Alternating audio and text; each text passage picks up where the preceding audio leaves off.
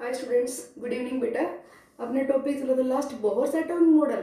बेटा उसकी लिमिटेशन से पढ़ते हैं कि according to Bohr theory we can not explain, एक तो ये बताया can not explain the spectra of multi electron system, can not explain the splitting of the spectral line in the presence of electric field and magnetic field, and also cannot explain the dual nature of matter.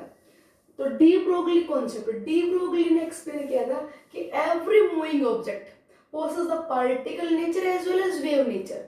First of this applied on the electron. Electron is a particle. The electron possesses the बेटे particle क्यों बोल दिया, क्योंकि J Thomson ने जैसे charge निकाला, मास निकाला मिल्किंस oil drop method से, तो वहां पे क्लियर हो गया था कि ये कैसा है, एक पार्टिकल, हर एक पार्टिकल का फिक्स मास होता है।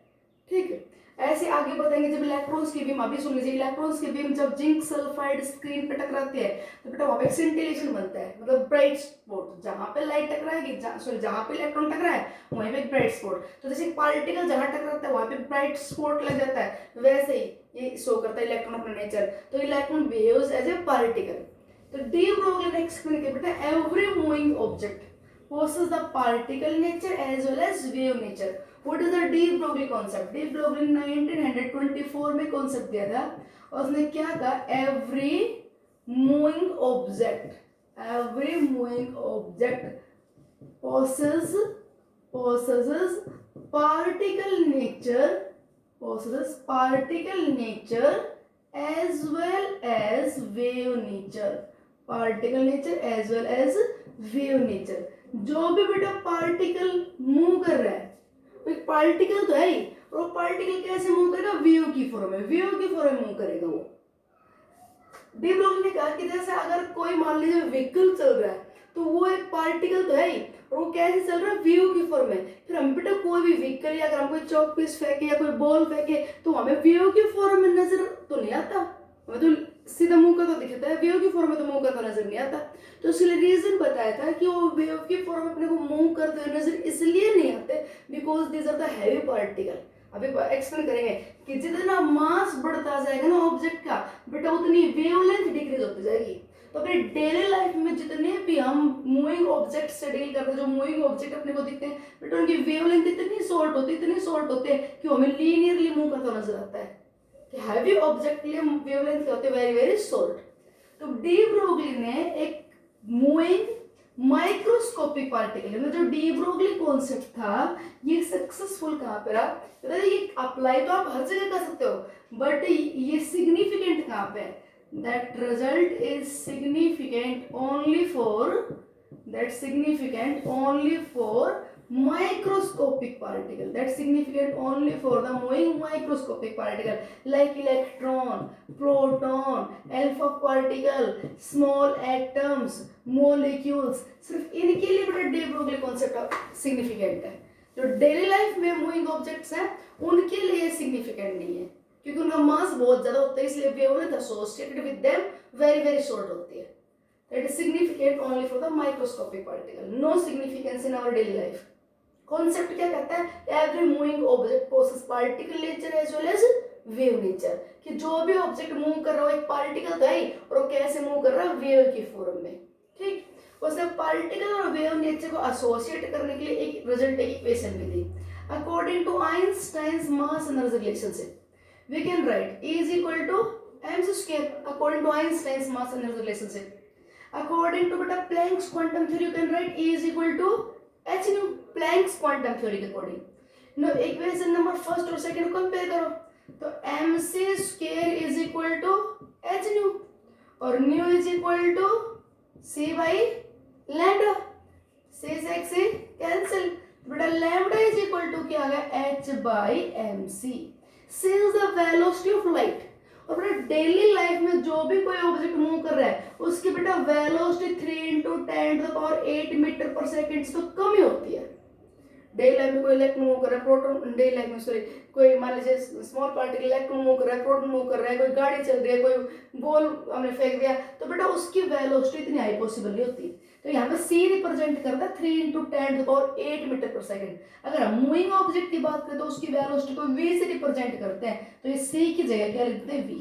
ये आ गया बेटा अपने पास डी ब्रोगली इक्वेशन, इसके न्यूमेरिकल्स बड़े इंपॉर्टेंट है। दोबारा सुन लीजिए, डी ब्रोगली कॉन्सेप्ट के अकॉर्डिंग उसने क्या बताया कि every moving object as a particle as well as it behaves like a wave, it moving in the form of wave, but that significant only for the microscopic. एक macroscopic object के लिए significant नहीं है।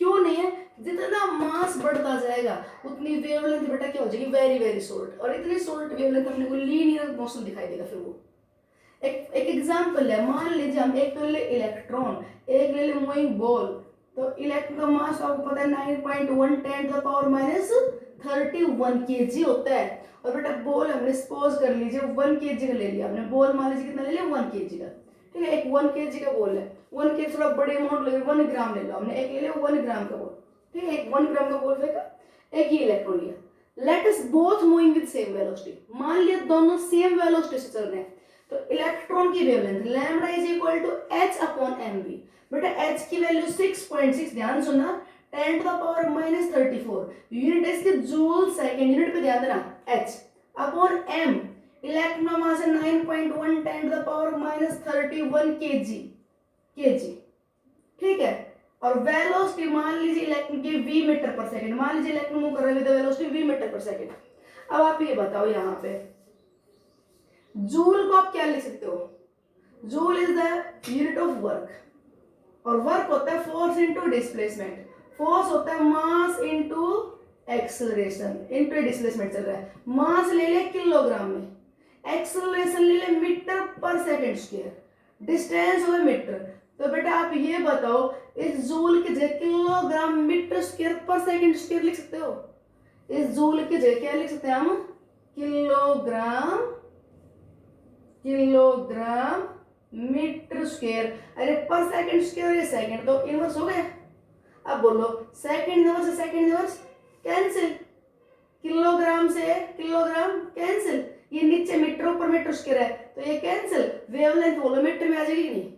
दोबारा सुनो आप इस बात को, डी ब्रोगली इक्वेशन अपने पास क्या आ गई, lambda is equal to h upon mv, unit देखना, lambda is equal to h upon mv, h क्या है 6.6 10 to the power minus 34 joule second, at the place of joule you can write kilogram metre square per second square, और joule होगा joule second तो एक यहां से cancel कर दो, इनवर्स हो गए, ठीक। मास लेना, जब आप ये कॉन्सेप्ट अप्लाई कर रहे हो, h की वैल्यू ये रख रहे हो, तो you take mass must be in kilogram, mass पक्का किलोग्राम में लेना, तो मास ले, जैसे इलेक्ट्रॉन की बात करें तो इलेक्ट्रॉन की मास है 9.1 10 to the power minus 31 kg, तो किलोग्राम से किलोग्राम कैंसिल, और वेलोसिटी जब भी यहाँ पे रखो तो आपने ये यहाँ पे देखो kilogram metre square per second है, तो वेलोसिटी अब जो भी लो वो किस में लेना, मीटर पर सेकंड में, ठीक है, तो बताओ यहाँ से मीटर है पर सेकंड, ये पर सेकंड मीटर कट गया, अपने पास वेवलेंथ मीटर में आ जाएगी, तो इलेक्ट्रॉन के लिए बताओ वेवलेंथ लगभग अप्रोक्सीमेट बताओ कितनी आ गई, इलेक्ट्रॉन के लिए नियरली वेवलेंथ, अगर इलेक्ट्रॉन वेलोसिटी v से v की वैल्यू ले लो, मान लीजिए electron moving with the velocity 100 metre per second, electron velocity मान ली बेटा मैंने कितनी है 100 मीटर पर सेकंड, तो 10 की पावर माइनस 29, तो 10 की पावर माइनस 34 और ऊपर जाके 10 की पावर 29, तो लगभग वेवलेंथ कितने नियर अबाउट बेटा अप्रोक्सीमेट लेना, मैं सिर्फ ये सोल्व करो 10 की पावर नियरली वेवलेंथ इतना मीटर आ गई इलेक्ट्रॉन के लिए, इलेक्ट्रॉन के लिए अगर इसी 100 मीटर पर सेकंड से एक 1 ग्राम का बॉल मूव कर रहा हो तो उसकी वेवलेंथ क्या आएगी, बॉल के लिए क्या आएगी, तो h 6.6 वही 10 की पावर माइनस 34, ठीक, अपॉन m, बॉल का मास है 1 ग्राम, तो 10 की पावर माइनस 3 किलोग्राम, वेलोसिटी वही बेटा 100 मीटर पर सेकंड, तो यहाँ पे कितना हो गया 10 की पावर माइनस 1, ऊपर जाए कितना हो गया 10 की पावर माइनस 35 मीटर, बेटा जहां पे एक इलेक्ट्रॉन की वेवलेंथ इतना मीटर आई थी वहां पे 1 ग्राम के बॉल के लिए बताओ वेवलेंथ कितनी शॉर्ट हो गई, 10 की पावर माइनस 35, वैसे कितना शॉर्ट होगा 10 की पावर 30 टाइम्स शॉर्ट हो गई, इतनी शॉर्ट वेवलेंथ, इतनी शॉर्ट वेवलेंथ को आप बताओ वेव की फॉर्म में दिखाई देगी बहुत बहुत कम, ना के बराबर इसका लीनियर चल रहा हो, कोई पूछ ले can you seen a moving car in the form of wave, तो नो, तो इसका मतलब डी ब्रोगली कॉन्सेप्ट क्या गलत था, नहीं वो भी गलत नहीं है, तो why can not seen, because a moving car is of very large mass, it is very heavy, और बहुत हाई मास होने की वजह से wavelength associated with it is very very very very short, that can be negligible. तो इसलिए हमें वो वेव की फॉर्म में मूव करता हुआ नजर नहीं आएगा। ये था बड़ा डी ब्रोगली कॉन्सेप्ट। क्या होता है कि every particle possess the every moving object sorry possess the particle nature as well as wave nature. ठीक है, give the equation which associate both, जो दोनों को एसोसिएट कर रही हो इक्वेशन क्या है, lambda is equal to h by M V. यहाँ पे ये क्या बताता है, पार्टिकल नेचर की एक मास है, मास तो मास एक पार्टिकल होगा, और ये क्या बताता है, वेव नेचर। ठीक, इस वेवलेंथ को जो पार्टिकल मूव कर रहा है उस मूविंग पार्टिकल के साथ जो एसोसिएटेड वेव है उस वेवलेंथ को लैम्डा से रिप्रेजेंट करते हैं, और बेटा इस मूविंग पार्टिकल के साथ जो वेव की फॉर्म में चल रहा है इस वेव को बोलते हैं मैटर वेव। क्या बोलते हैं इसे, मैटर वेव। तो ये पूछे मैटर वेव में और इलेक्ट्रोमैग्नेटिक वेव में क्या फर्क है। इलेक्ट्रोमैग्नेटिक वेव तो X ray, gamma ray, ultraviolet radiation, वो तो कोई पार्टिकल वेव की फॉर्म में चल रहा है तो उस मूविंग पार्टिकल जो वेव की फॉर्म में चल रहा है उसकी वेव को तो बोलते हैं मैटर वेव। और इलेक्ट्रोमैग्नेटिक वेव बताए रखी है आपको, X rays, gamma rays, cosmic rays, visible radiation, radio wave. क्या डिफरेंस है, these are associated with electric field as well as magnetic field but these are not associated with electric and magnetic field. Electromagnetic wave all moving with the velocity this, सबकी velocity ये होती है 3 × 10⁸ metre per second. बेटा जो पर moving object है ना उसकी जो वेलोसिटी वही अपनी उस वेव की वेलोसिटी होगी। अगर कोई इलेक्ट्रॉन मूव कर रहा है with velocity 100 metre per second तो उसकी वेव की वेलोसिटी भी क्या होगी, 100 मीटर पर सेकंड। तो velocity of matter waves first of all less than 3 × 10⁸ metre per second आएगी। Second, it is not same for all, it depends upon the velocity of matter that associated with matter, इसे de Broglie wave बोलते हैं। ये जो particle move कर रहा है उसके साथ जुड़ी हुई है, तो जो वेलोसिटी पार्टिकल की है वही वेलोसिटी वेव की होगी, तो वेलोसिटी सेम रहेगी। It can pass through vacuum but it can not, ये तो जो ऑब्जेक्ट जहां मूव करेगा उसके साथ रहेगी। ठीक, तो ये फर्क है इलेक्ट्रोमैग्नेटिक वेव में और मैटर वेव में। ये पूछ लिया जाए कि हम बोल रहे हैं substance possess a dual nature, particle nature as well as wave nature, क्या फर्क है पार्टिकल नेचर और वेव नेचर में, क्या फर्क है पार्टिकल नेचर और वेव में, पार्टिकल और वेव में क्या डिफरेंस है। बेटा वेव है ना, वेव एक साथ एक से ज्यादा हम एक ही जगह पर रिप्रेजेंट नहीं कर सकते, क्या कर सकते हैं, कर सकते हैं। मैं बोल रही हूँ, मेरे साथ जैसे असेंबली होती है, सारे बच्चे पेड़ बोलते हैं तो सबकी साउंड मर्ज होके जाती है। तो waves can simultaneously more than two coincide with each other and can exist there, these overlap with each other and then a resultant wave is formed। अगर बेटा ये एम्पलीट्यूड फॉल्स और एम्पलीट्यूड तो ये लेंथ बढ़ सॉरी एम्पलीट्यूड बढ़ जाएगा, और ऐसे होता है कि इफ क्रस्ट ऑन ट्रफ और ट्रफ ऑन क्रस्ट तो बेटा रिजल्टेंट वेव की वेवलेंथ शॉर्ट हो जाती है। तो टू और more than two wave can be simultaneously coincide in space, एक साथ एक जगह एग्जिस्ट कर सकती हैं। बट पार्टिकल जैसे पार्टिकल लोग समझा दिए, इसके हमने कोऑर्डिनेट बोल दिए एक्स वाई जेड, तो इसी टाइम पे दूसरे पार्टिकल की बेटा ये लोकेशन नहीं हो सकती। Two particles can not coincide, दो पार्टिकल एक ही जगह पे एक साथ नहीं रखे जा सकते। पार्टिकल्स आर काउंटेबल, पार्टिकल्स को आप काउंट कर सकते हो, वेव्स आर नॉट काउंटेबल क्योंकि मर्ज हो जाते हैं एक दूसरे में। ठीक, तो इसलिए बोलते हैं कि सबसे दो अलग अलग नेचर है, पार्टिकल नेचर और wave nature.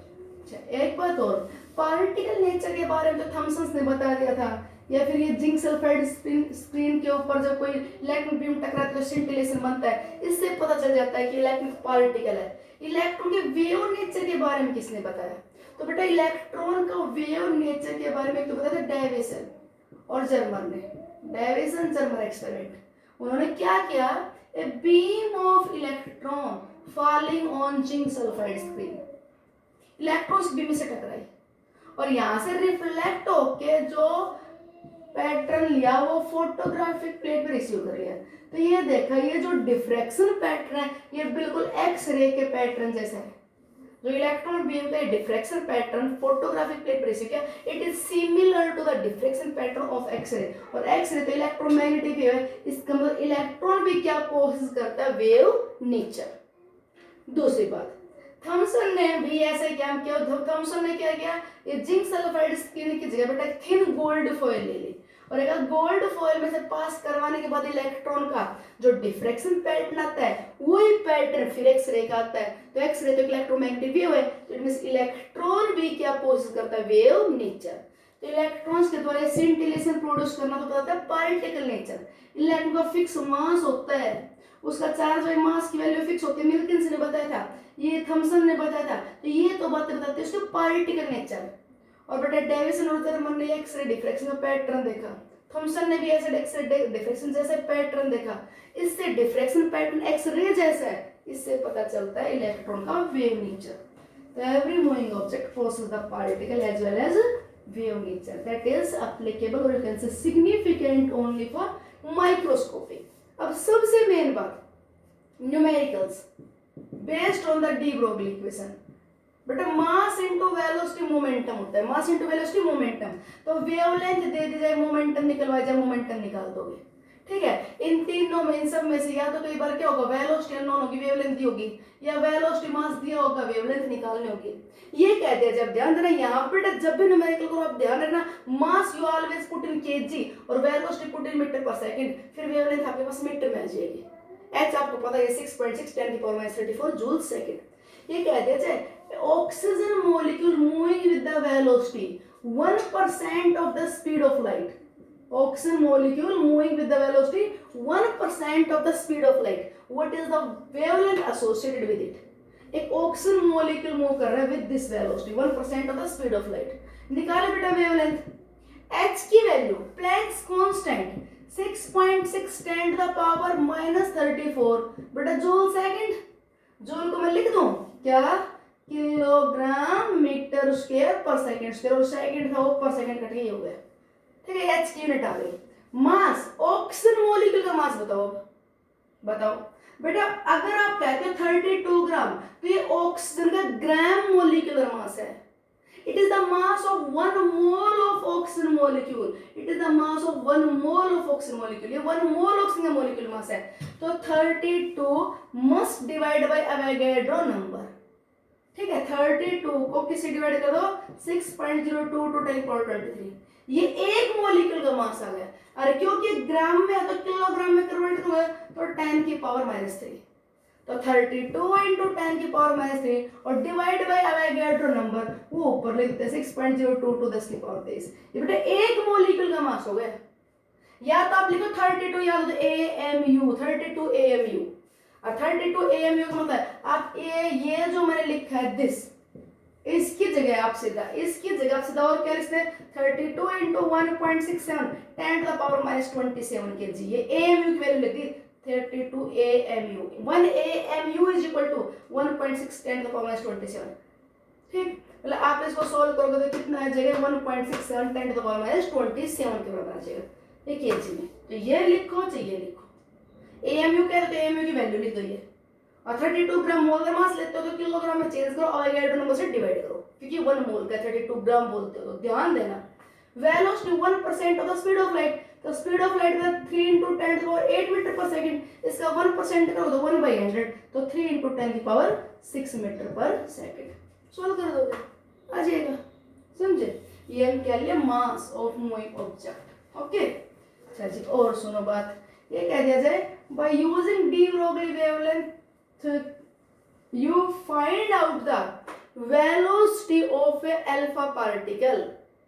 De Broglie wavelength alpha particle की दे दी, डी ब्रोगली वेवलेंथ दे दी, कहते 200 नैनोमीटर 200 नैनोमीटर। तो बताओ वेलोसिटी क्या उस अल्फा पार्टिकल की, वेलोसिटी निकाल लेंगे। वेलोसिटी इज इक्वल टू क्या हो जाएगा बेटा h अपॉन में m और ये लैम्डा। ठीक, यूनिट का ध्यान रखना बस 6.6 10⁻⁻34। मास बोलो, मास कितना हो गया, मास कितना अल्फा पार्टिकल बेटा हीलियम न्यूक्लिड, अल्फा पार्टिकल मास 4 AMU, AMU की वैल्यू 1.67 10⁻27। आपकी मर्जी है, इसकी जगह चाहिए 4 बटे में 6.02 to 10⁻23 और 4 ग्राम है तो 10⁻³ ये लिख दो मास, ये लिख दो, एक ही बात है। ठीक है, और बेटा वेवलेंथ 200 नैनोमीटर, नैनोमीटर को मीटर में तो कन्वर्ट करेंगे, आपने पास वेलोसिटी आ जाएगी मीटर पर सेकंड में। ठीक, अच्छा जी और देखो एक न्यूमेरिकल, इस इससे पहले न्यूमेरिकल से पहले देखो ये कि we can prove the Bohr's postulate of quantization of angular momentum by using de Broglie equation.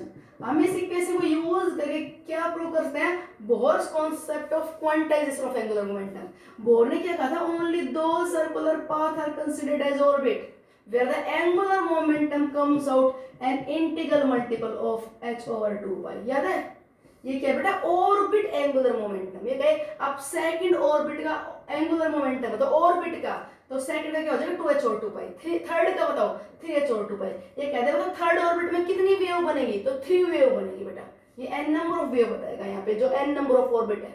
अगर फर्स्ट ऑर्बिट है तो उसमें एक वेव बनेगी पूरी, सेकंड ऑर्बिट है तो 2 वेव बनेगी। तो अब इसको प्रूव करना है इसको। तो देखो अगर इलेक्ट्रॉन मूव कर रहा है अराउंड द न्यूक्लियस, मोशन कैसे? इन द फॉर्म ऑफ वेव। ध्यान देना, अगर मोशन बेटा ऐसे वेव की फॉर्म में है, अगर मोशन ऐसे वेव की फॉर्म में यहाँ से लेके यहाँ तक कंप्लीट एक वेव बन गई, तो यहाँ से लेके यहाँ तक सेकंड वेव, ऐसे ये थर्ड वेव, ऐसे करते चले फोर्थ, फिफ्थ, सिक्स्थ और ये सेवंथ। तो ऐसा अगर आप मोशन लेके चलोगे तो बेटा गलत है। This type of motions are not possible. क्यों पॉसिबल नहीं? आप ध्यान देखो, यहाँ पे लास्ट में कंप्लीट वेव बनी है कि नहीं? देखो ध्यान से, अगर कंप्लीट वेव बन गई तो ठीक है, ए वन वेव, इधर आ जाओ, two wave, third wave, fourth, fifth, sixth, seventh. और देखो अगले ये पार्ट रहेगा, ये पार्ट रहेगा, तो ये तो 7 पॉइंट कुछ वेव आएगी। ऐसे मोशन पॉसिबल नहीं है। उस जगह वही मोशन पॉसिबल होंगे जहां पे ये एंगुलर मोमेंटम के एन इंटिल 1 2 3 4 h और 2 पाई ऐसे आए। तो इसलिए दोबारा देखो कि मोशन ऐसे, जैसे यहाँ पे एक कंप्लीट वेव बन गई 1, ऐसे 2, ये यहाँ तक 1 थी, यहाँ पे 2, इसके बाद ये 3,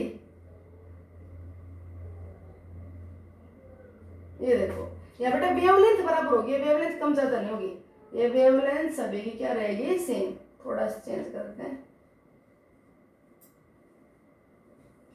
ये वेवलेंथ बराबर रहनी चाहिए।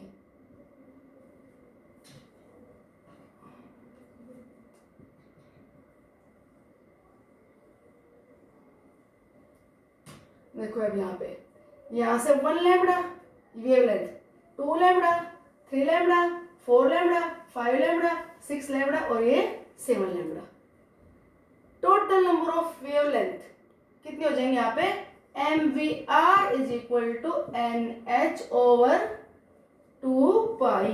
मतलब क्या बता रहे हैं कि मोशन इस तरह से होगा कि इनिशियल अगर यहाँ से वेव चली है, ठीक है, ये 1 वेव, तो बेटा फाइनल वेव यहाँ पे आके मैच करेगी, कोइंसाइड नहीं करेगी। तो ये देखिए यहाँ से एक वेव लेंथ लैम्बडा, ये 2 लैम्बडा, ये 3 लैम्बडा, ये 4 लैम्बडा, ये 5 लैम्बडा, 6 लैम्बडा, ये 7 लैम्बडा, ये बताता है। तो बताओ अब circumference 2 pi r is equal to n lambda ले देगी नहीं, n की वैल्यू फ्रैक्शन, जैसे ये मूव क्यों नहीं पॉसिबल था? यहाँ पे बेटा अपने नंबर ऑफ लैम्बडा देखो, ये 1 लैम्बडा, ध्यान देना, यहाँ चलो 2, ये चले 3, ये चले यहाँ से यहाँ तक 4, अगर यहाँ से लेके एक मिनट, अब यहाँ से हो 1 2 3 4 5 6 7, ठीक। और अब ये बीच में रह गया, यहाँ पे ये कंप्लीट वेव नहीं बन पाई। तो ऐसे कंप्लीट वेव बननी चाहिए, एन की वैल्यू फ्रैक्शनल नहीं होनी चाहिए। अगर फ्रैक्शनल होगी तो अपने लाप्लाई हो जाएगा। तो 2 pi r N lambda is equal to h upon mv, और यहाँ से आ गए mvr is equal to nh over 2 pi. यहाँ से क्वेश्चन बन सकता है कोई ऑब्जेक्ट, ऐसे कोई सिंगल ऑब्जेक्टिव वाला कि पूछ ले, बताओ ऑर्बिट एंगुलर मोमेंटम क्या होगा थर्ड ऑर्बिट में? तो बेटा क्या होगा orbit angular moment third orbit में? एन की वैल्यू 3 दो, 3h और 2 पाई। ये कहते हैं बताओ सिक्स्थ ऑर्बिट में कितनी नंबर ऑफ वेव बन जाएगी? तो 6 वेव बनेगी। सेवंथ ऑर्बिट में कितनी नंबर ऑफ वेव बनेगी? तो 7 वेव बनेगी। 8th ऑर्बिट में कितनी बनेगी? 8 बनेगी। 9th ऑर्बिट का ऑर्बिट एंगुलर मोमेंटम बताओ, तो 9 इंटू h ओवर 2 पाई, ठीक। अच्छा अब एक न्यूमेरिकल देखो, इसे particle nature of wave, particle and wave nature means D Broglie concept से रिलेटेड। ये न्यूमेरिकल देखो बेटा जी, ये दिया हुआ है अपने को, a photon of 9.6 electron volt energy strikes on the hydrogen atom।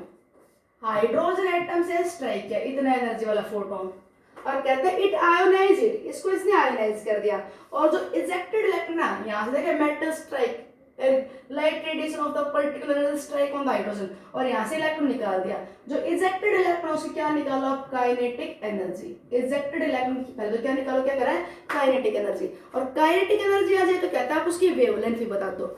अब बात सुनो ध्यान से, देखो अब ये ना पीछे हम पढ़ के आए हैं कि हाइड्रोजन का एक इलेक्ट्रॉन निकालने के लिए बेटा कितनी एनर्जी लगती है, E infinity minus E1, E infinity की वैल्यू 0, E1 की वैल्यू इलेक्ट्रॉन वोल्ट में लेके चलो -13.6, हाइड्रोजन है Z उसके की वैल्यू 1, H की वैल्यू 1, तो कितनी लगेगी बेटा 13.6 इलेक्ट्रॉन वोल्ट लगेगी इलेक्ट्रॉन निकालने में। तो 19.6 में से 13.6 तो हो गई इलेक्ट्रॉन को निकालने में, तो 936, तो बेटा काइनेटिक एनर्जी क्या होगी, 6 इलेक्ट्रॉन वोल्ट। आपको फोटो इलेक्ट्रिक इफेक्ट याद हो तो यहाँ पे क्या हो गया, a photon of that energy falling on the surface, how much energy required to remove the electron. तो हमें पता हाइड्रोजन का एक इलेक्ट्रॉन निकालने के लिए इतनी एनर्जी लगेगी, बाकी बची हुई क्या बन गई उसकी काइनेटिक एनर्जी। तो बेटा यहाँ पे जो इलेक्ट्रॉन मूव कर रहा है उसकी काइनेटिक एनर्जी होगी 6 इलेक्ट्रॉन वोल्ट। अब कहता है आप इस इलेक्ट्रॉन जो इलेक्ट्रॉन मूव कर रहा है ना, इसकी वेवलेंथ भी निकालो। क्या निकालो आप, इसकी वेवलेंथ। अब सुनो बात, lambda is equal to H upon में mv होता है। अब मेरे पास वेलोसिटी यानी एक तो ऑप्शन ही है कि kinetic energy half mv square, ध्यान सुनना, is equal to 6 electron volt. Half mv square इतना होता है, इलेक्ट्रॉन वोल्ट को आप चाहो तो जूल में कन्वर्ट कर लो, तो 1 electron volt is equal to 1.6 10 to the power -19 joule. कर लिया, 2 से मल्टीप्लाई करो, इलेक्ट्रॉन मास से डिवाइड करो, फिर v निकालो, स्क्वायर रूट लो। टाइम लगेगा यहाँ पे। उस और आसान तरीका क्या है कि इसको बेटा ध्यान सुना, मैंने 2 से किया डिवाइडेड, 2 से किया मल्टीप्लाई, तो 2 से किया डिवाइडेड, 2 से किया मल्टीप्लाई, बोलो हो गया इतना, ठीक है। अब यहाँ से एक काम और करो, एक ऐसे छोड़ो, एक मिनट प्लीज, ऐसे करने देना, आप ऐसे करो, ये हाफ mv स्क्वायर के और भी इजी पड़ेगा, half mv square is equal to, बोलो काइनेटिक एनर्जी होता है ना, सीधा ये देखो, तो इसकी जगह मैं एनर्जी लिख दूं, ये इजी पड़ेगा, यहाँ पे क्या लिखते हैं एनर्जी।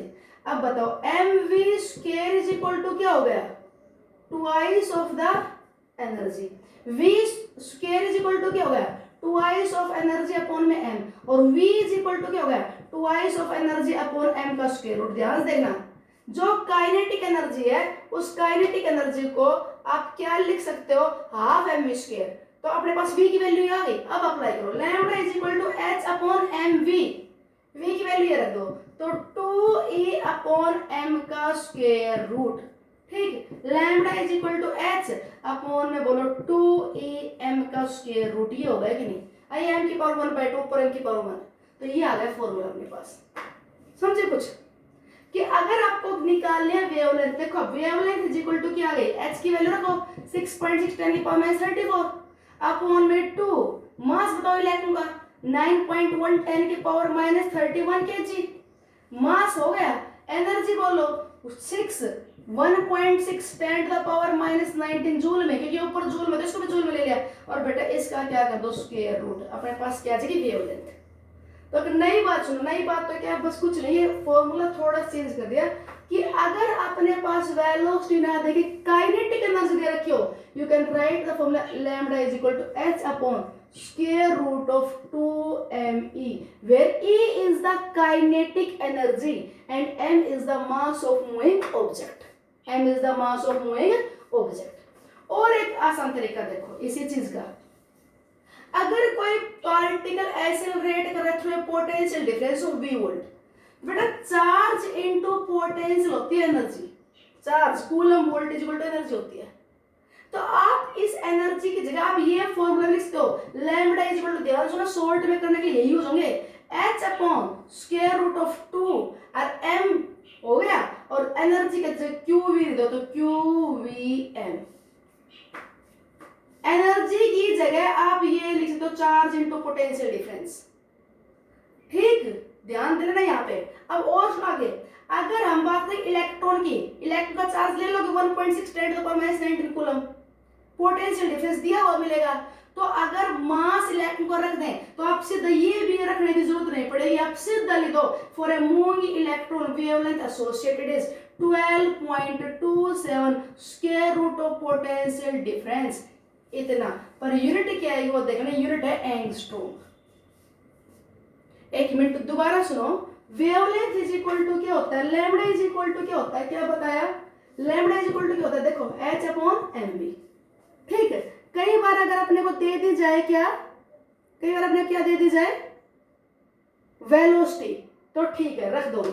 अगर एनर्जी दे दी जाए तो half M V square is equal to क्या लिख दोगे आप, kinetic energy. M V square is equal to क्या लिख दोगे, twice of kinetic energy. V square की जगह क्या लिख दोगे, twice of kinetic energy upon में एम। तो वी की जगह क्या आ गया बताओ, यहाँ पे वी की जगह क्या आ गया, twice of kinetic energy upon M आ गया कि नहीं, वो वैल्यू यहाँ पे रख दो। तो अपने पास फॉर्मूला क्या बन जाएगा, सीधा सीधा देख लो, h अपॉन में स्क्वायर रूट ऑफ 2me। अगर काइनेटिक एनर्जी दे रखी हो तो इससे न्यूमेरिकल कर लेना। काइनेटिक एनर्जी ना देके पोटेंशियल डिफरेंस दिया हुआ हो तो आप एनर्जी के जगह चार्ज इनटू पोटेंशियल लिख दो, ये बढ़ जाएगा, ये चार्ज इनटू पोटेंशियल। हमने चार्ज की वैल्यू पुट कर दी इलेक्ट्रॉन, क्योंकि चार्ज फिक्स है, इलेक्ट्रॉन का मास फिक्स है, तो ये बार बार रखोगे, सोल्व करोगे, टाइम लगेगा, तो सीधा ये याद कर लो कि अगर कोई कहते electron moving through a potential difference of 100 volt, तो आप यहाँ पे स्क्वायर रूट ऑफ 100 कर दो 10, तो आपकी वेवलेंथ आ गई यहाँ पे, अपॉन में 10 कर दे, 12.27 अपॉन में 10 एंगस्ट्रॉम, ये आंसर आ गया। ये कह दिया अभी जो इलेक्ट्रॉन चल रहा था उसकी काइनेटिक एनर्जी जो मूव कर रहे थे कितने, 6 इलेक्ट्रॉन वोल्ट, तो आप डायरेक्ट यहाँ पे रख के क्या निकाल सकते हो, उसकी वेवलेंथ। अगर इलेक्ट्रॉन की जगह बेटा अगर प्रोटॉन हो तो ये फॉर्मूला प्रोटॉन के, क्योंकि प्रोटॉन का बेटा मास बदल जाएगा, प्रोटॉन का मास 1.67 10 की पावर -27 केजी होता है, और मास बढ़े चेंज होते हैं, ये वैल्यू चेंज हो जाएगी, तो 0.286 upon square root of potential difference angstrom, angstrom में। ठीक है, अगर प्रोटॉन है तो बेटा अल्फा पार्टिकल है तो ये 0.101, जितना मास बढ़ेगा उतनी ये वैल्यू ऊपर छोटी होती जाएगी, मास बढ़ेगा वैल्यू शॉर्ट होती जाएगी, square root of potential difference. ये शॉर्ट फॉर्मूला आप जरूर याद रखना। ओके, अब नेक्स्ट वीडियो में बताते हैं एक बार हाइजेनबर्ग अनसर्टेनिटी प्रिंसिपल।